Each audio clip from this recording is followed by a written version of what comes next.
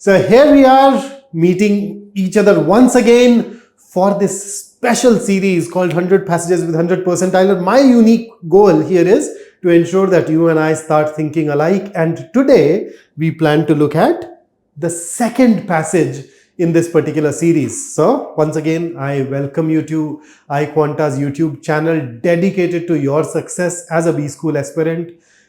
You know, we leave no stone unturned to ensure that you are able to move closer to your goal. हम बस हर time यही सोचते रहते हैं कि हम क्या करें जिससे तुम्हारी जिंदगी आसान हो और तुम्हारे scores better ho. So as a result, I think it's a fabulous idea to subscribe to this channel. Otherwise क्या होगा ना, वो कभी स्क्रॉल करते करते एक्सीडेंटली मिलोगे मुझसे, उसकी जगह प्लान्ड तरीके से मिलो ना. So subscribe karo, press the bell icon so that you turn the notifications on. And in case you do not know me, my name is Vikrant. I am a 100% and 100% Tyler in the VARC section of the CAT exam, and I know this exam inside out. So the agenda is very simple. I will take you through a passage and questions, right? So you will pause the video at every slide, read if it is a passage, solve if it is a question. And once you have solved them all, then you and I will work together where we will read the passage together first. We'll understand what the passage focuses on. We'll understand some tricky part or some nuance. So the idea is, if you and I have discussed something once, then that's it. That becomes yours for the rest of your life. So whenever you come across something similar, you'll be able to interpret it better. And then when we look at the questions, we'll of course focus on the techniques and the elimination approaches, etc. So here you go. The first slide, why don't you pause and then read it, and then I'll take you over to the next one. Okay, next. Pause. Next. Pause and read. All right, now that you have gone through the passage, let me take you over to the questions. So here is your question number 1. Now you may look at it and wonder 5 options and what is happening. So see, there are some exams where we do get 5 options. Okay, so we talk about NMAT, you talk about ZAT. For that matter, even the CAT exam for a couple of years went ahead and used 5 answer choices. So that is a format that I want you to be comfortable with, so that you're not taken aback when you suddenly see 5 options. It should be equally comfortable for you. So pause the video, answer this question, and then I'll take you over to the next one. Next.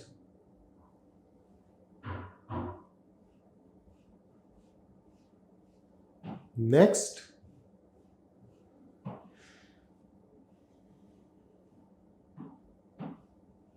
Next.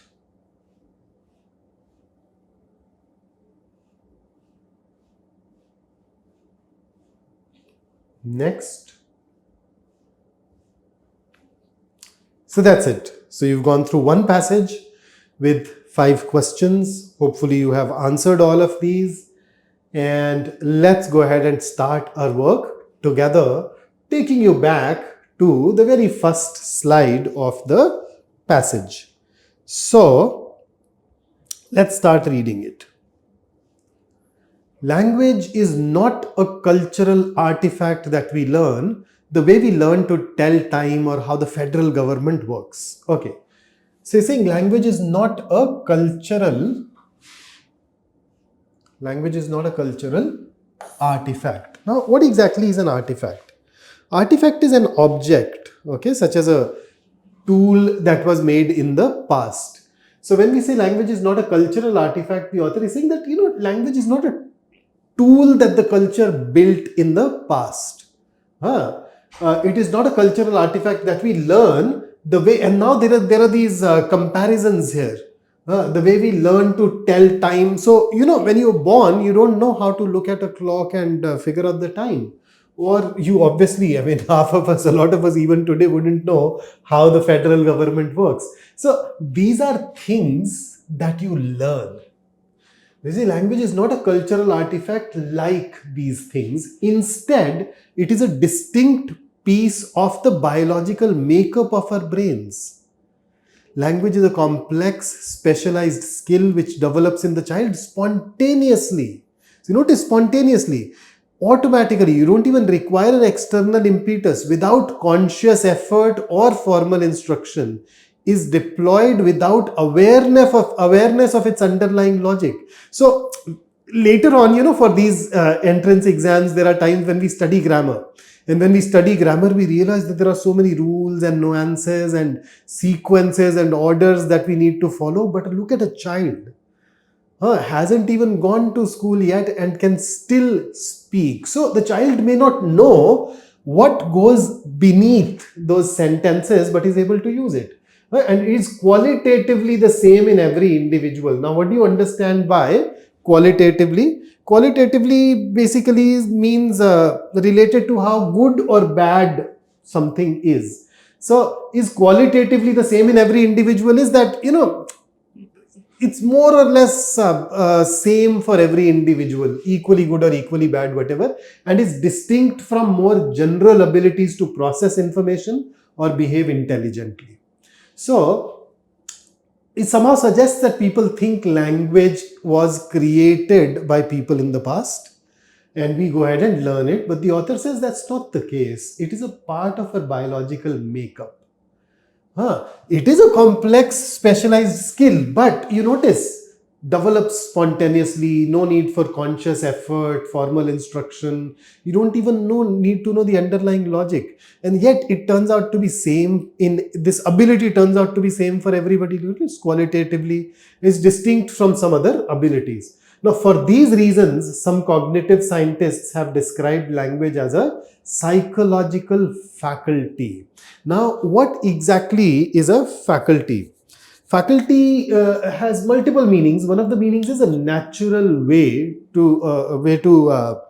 I'd say, a natural ability to do something. So, for example, we have this faculty of hearing, faculty of vision. It's a natural ability to hear things, see things. Or faculty can at times also refer to a special ability to perform a particular thing. Right. So here we are saying language is a psychological faculty. So basically it is an ability of the mind. In fact, the author says it's a mental organ. So we can think of it as a dedicated part in the brain. Just like we have a heart, we have lungs, we probably have a language center in our mind that helps us work on language. A neural system. Neural is related to nerves or brain. So a system that utilizes our neurons or nerves or our brain and a computational module. Now, what exactly is a module? A module is a part of a whole that does something. So computational module is a part of a whole that computes something. So here when you say it's a computational module, there is a part in the brain that allows you to compute language or structure all those ideas, all those things in your mind. So some cognitive scientists think of language as these things, but the author says, but I prefer the admittedly quaint term instinct. Quaint basically means something which is charming or attractive because it is unusual, because it is old-fashioned. So say there are some scientists who would probably describe language in this way, but the author says here, I prefer calling it an instinct. So it conveys the idea that people know how to talk in more or less the sense that spiders know how to spin webs. Look at this analogy here. So web spinning was not invented by some unsung spider genius and does not depend on having had the right education or on having an aptitude for architecture or the construction trades. Rather, spiders spin spider webs because they have spider brains which give them the urge to spin and the competence to succeed. So the moment he called it an instinct and compared it plus with spiders, it's like, is there somebody who teaches a spider how to spin a web? Does a spider have to go to a school, learn, and then it is able to spin a web? No. It's an instinct for them. They do it naturally without being consciously aware of it. And that's exactly how we, according to the author, use language. So, although there are differences between verbs and words, I will encourage you to see language in this way, for it helps to make sense of the phenomena we will explore. Okay. So, on the whole, the core point that the author has made in this particular paragraph is that language is not something that we learn. It is something that we are born with. It is an instinct that we have. And that's how he wants us to look at it. Next. Thinking of language as an instinct inverts the popular wisdom, especially as it has been passed down in the canon of the humanities and social sciences. So canon basically refers to a rule, a law, a principle in a particular area. Canon can also mean the writings that are generally agreed to be important or right. So basically, there are these books of humanities and social sciences which are considered good, which are considered important. According to those books, language is not an instinct. Okay, because when you think of it as an instinct, it inverts the popular wisdom, especially what is mentioned here. Language is no more a cultural invention than is upright posture. Now come to think of it. We have an upright posture, right? Our ancestors, the primates, used to walk on all the four, right? They'd use, obviously, all the four, the two hands, the two legs. In fact, they had four legs and they used to walk it. And then suddenly, human beings learned to walk upright. So, was it a cultural invention? The upright posture, where we are standing on our legs. What is culture? Culture is frequently repeated actions in a society. And then these actions make one society distinct from another. But then upright posture is common to every human being. So just one day we just learned to walk upright automatically. There is no third person who must have come to us and taught this to us, right? So similarly, that's how language is. So it's not a cultural, basically the core idea is it's not a cultural invention.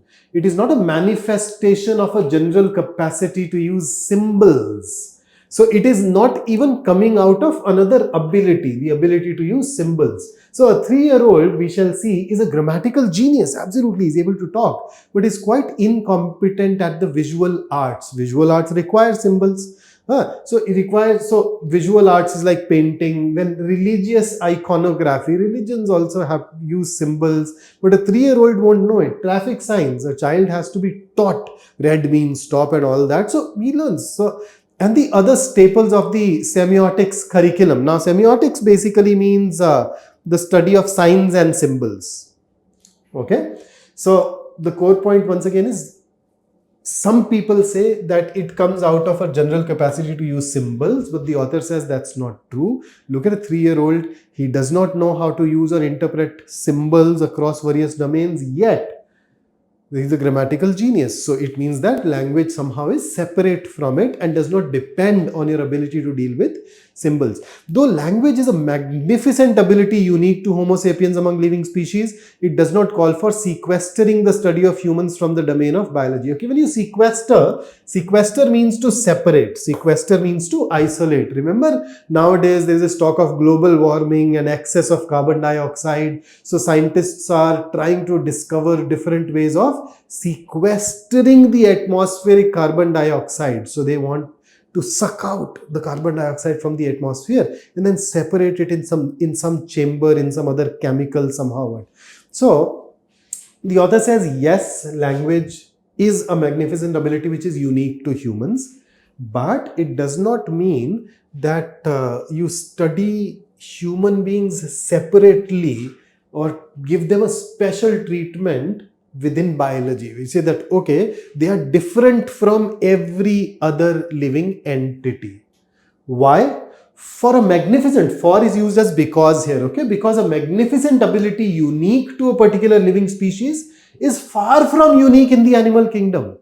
So he's saying that a particular species possessing a unique ability is not a unique trait in biology. What it means is that you'd find plenty of species that have a unique ability that no other species possesses.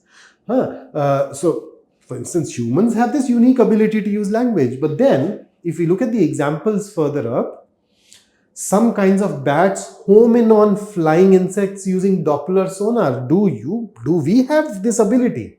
Doppler sonar? No, that's unique to those bats. Some kinds of migratory birds navigate thousands of miles by calibrating the position of the constellation against the time of day and year. That's unique to them. In Nature's Talent show, we are simply a species of primate with our own act. So with our own unique ability, and that is a knack for communicating information about who did what to whom by modulating the sounds we make when we exhale. So when the air comes out, we are able to modulate it and produce sounds to communicate information. A lot of other species are not able to do it. We are good at it. But then there are these other species, they are also unique in their own way. So once you begin to look at language not as the ineffable essence of human uniqueness, man, what a beautiful turn of phrase. Ineffable means something that causes a lot of emotion. Okay, especially pleasure, so much emotion that it cannot be described. So when you do not think of language as the essence of human uniqueness, and that too ineffable, so special, you're so emotional about it that you can't even tell how important it is to our core. But when you stop looking at it that way, but as a biological adaptation to communicate information, just like the bat using Doppler sonar, it is no longer as tempting to see language as an insidious shaper of thought. Now, this is a new idea. Now, see, insidious basically means something that is harmful, something that is destructive. Should I give you an example? It has a root word here, sid, which basically means sit, not moving. Insidious things are those things that harm us, but you don't even realize that they are harming us. They move so slowly, so stealthily that we don't realize it. For instance, you've heard of hypertension, high BP? It's called a silent killer. Seen that? Why?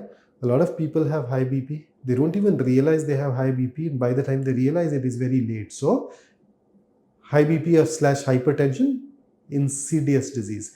So, similarly, the author says that, language somehow shapes our thoughts and it is considered harmful, dangerous. But the moment you look at it as a biological adaptation, you realize that it is not a dangerous thing which shapes our thoughts, and we shall see it is not. So the author says that in fact that is not even the case. It is not shaping our thoughts. Moreover, seeing language as one of nature's engineering marvels, an organ, remember in the first paragraph the author called it an organ with that perfection of structure and co-adaptation which justly excites our admiration. Yeah. So whenever you see something fabulous, when I was growing up, I loved watching these documentaries on different animals, particularly the ones that lived in ocean, because there are these animals that have color, animals that can produce light, animals with glorious plumage. So when you look at those things, you admire them, right? So saying similarly, you look at language and you like that perfection of structure and co-adaptation. Co-adaptation basically means, in biology, co-adaptation is the process by which two things undergo adaptation as a pair or as a group. Those two things can be anything. They can be two organs, they can be two species or whatever.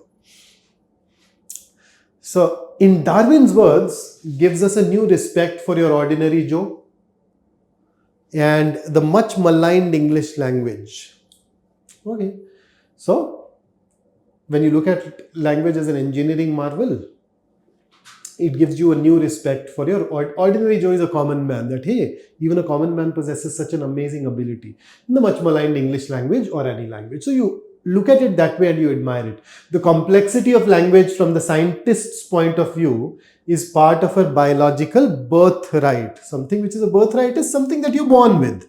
So language, once again, throw back to the first paragraph where we are born with it, right? It's in our biology. It is not something that parents teach their children, or something that must be elaborated in school. As Oscar Wilde said, education is an admirable thing, but it is well to remember from time to time that nothing that is worth knowing can be taught. So language is very important. You learn it even without going to school. And there is a quote by Oscar Wilde to increase the entertainment and engagement quotient. But I do agree with it. Look at it. That nothing that is worth knowing can be taught. So everything which is worth knowing has to be learned by you on your own. A preschooler's tacit knowledge of grammar. Tacit is unsaid. Knowledge of grammar is more sophisticated than the thickest style manual. So you'd find a lot of books that talk about style, where they teach you grammar and they teach you some nice ways of arranging your words to create fabulous sentences. They're called style manuals, and they're saying that even a preschooler's knowledge is more sophisticated than the style manual or the most state-of-the-art computer language system. So preschooler is better than these. And the same applies to all healthy human beings, even the notorious syntax fracturing professional athlete. Okay, hang on. So, athletes are also at times called jocks. And there is this popular notion that athletes are not good at studying. And when they speak, the sentences that they create may not be right.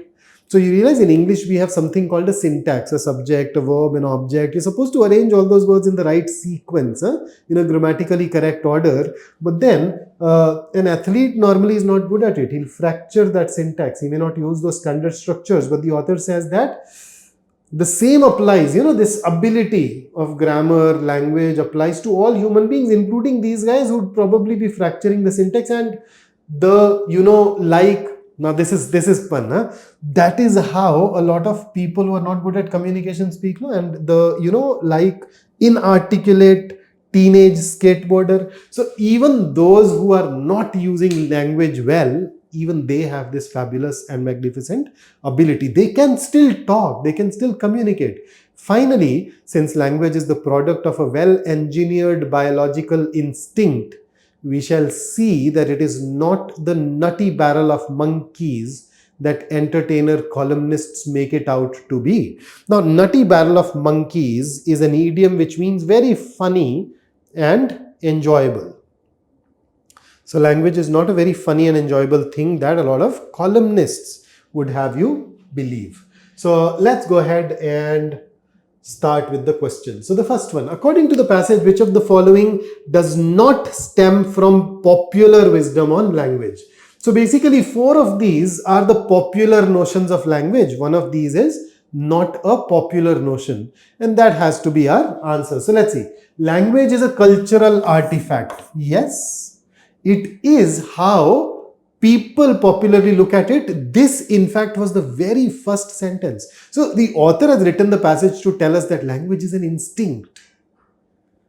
How did it start? It is not a cultural artifact. So people may think of it as cultural artifact.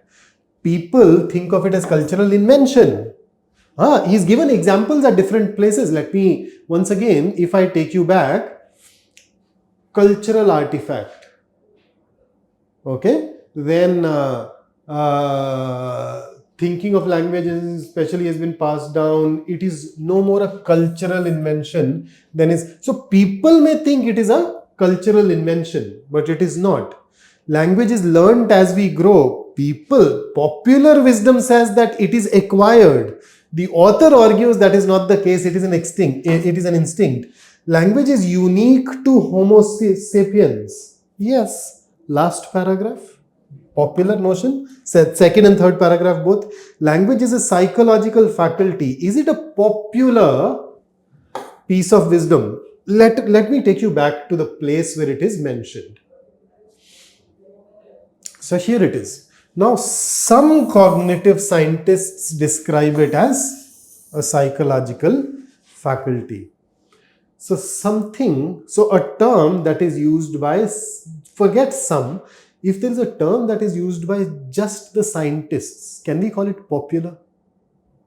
And within scientists, they are cognitive scientists. So not all scientists, but cognitive scientists. They're not all cognitive scientists either. some cognitive scientists. So definitely not something that can be termed a part of popular wisdom, and that is why our answer here has to be E. This is something that we very clearly know is not a part of popular wisdom but is used only by some cognitive scientists. So that is why E. Then next, which of the following can be used to replace the spiders know how to spin webs analogy as used by the author? So why did the author use the analogy? The author said that, see, I look at language as an instinct. For example, spiders weave webs, don't have to go to school. So essentially, this analogy was basically there to prove that language is an instinct. It is something that you do not consciously learn.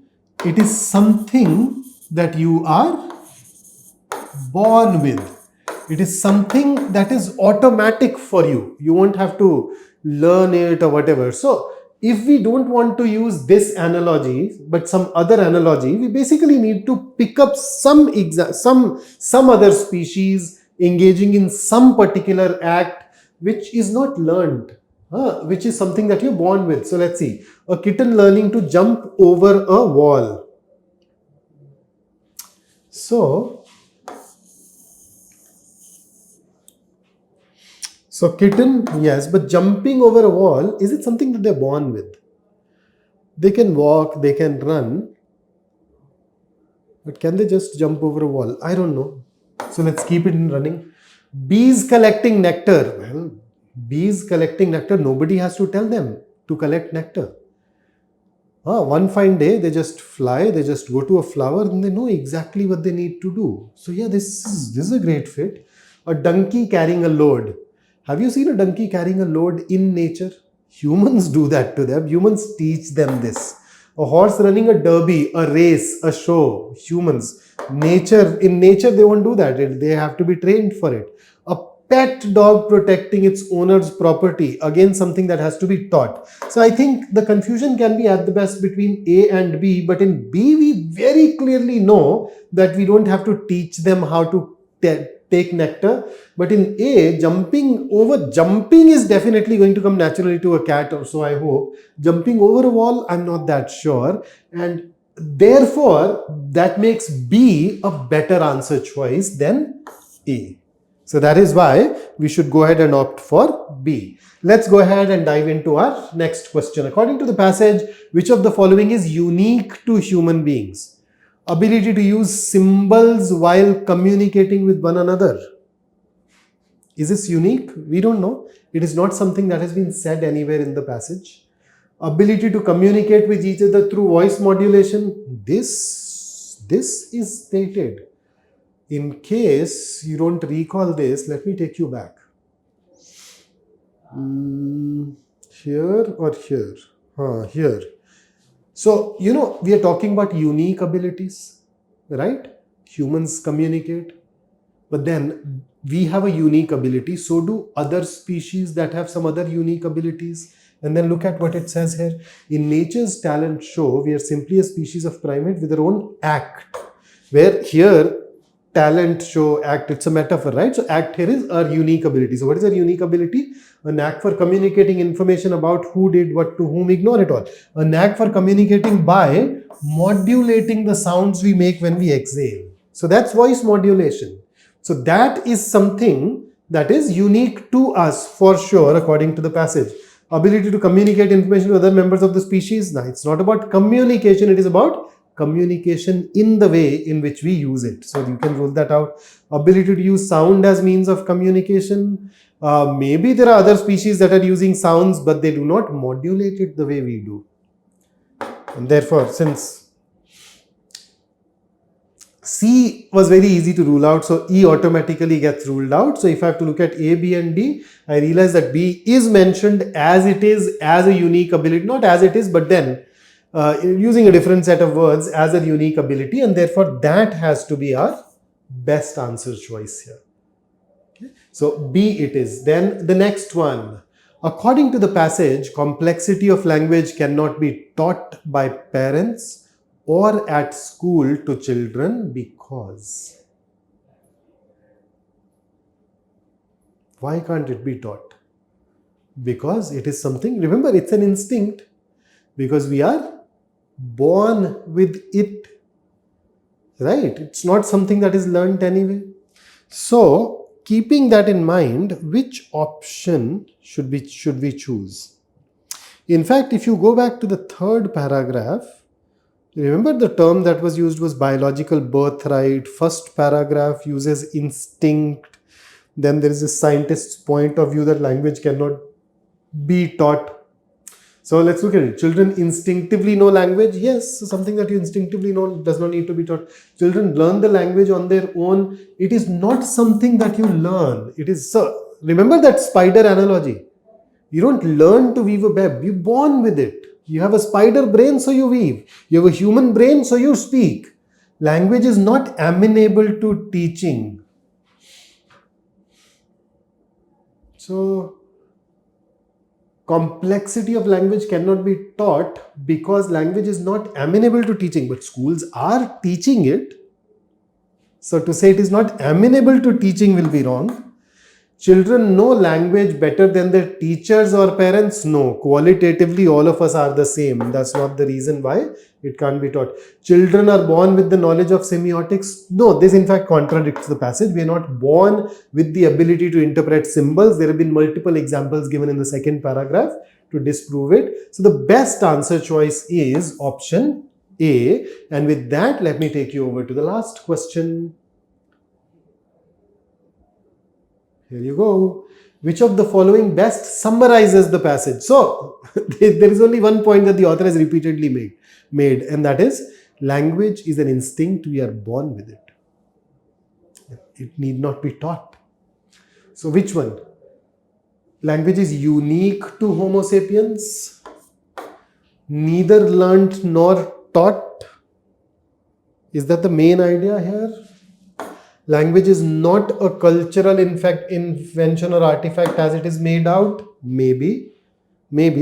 Language is instinctive ability of human beings. Fantastic. Now you notice, for a brief while I was tempted by C, because when you say language is instinctive ability, then language is not a cultural invention or artifact is another way of saying that. But you notice a very crucial difference between C and D. D talks about humans.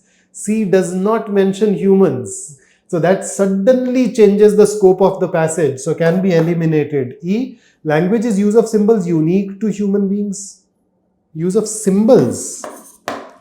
Modulation, voice modulation, not symbols. So even this is out of scope, and therefore the best answer should be D. So that takes care of the passage, but here is something for your mind.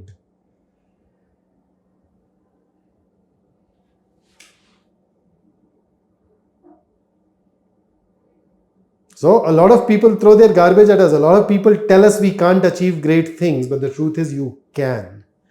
So do not allow anybody to pull you down.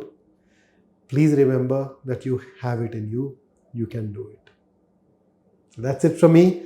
I look forward to meeting you in our next passage in the next discussion. Until then, don't forget to stay in touch. Let me know if we can help you in any other way. And once again, please subscribe to the channel, press the bell icon. And if you like working with me, like the video too. Take care.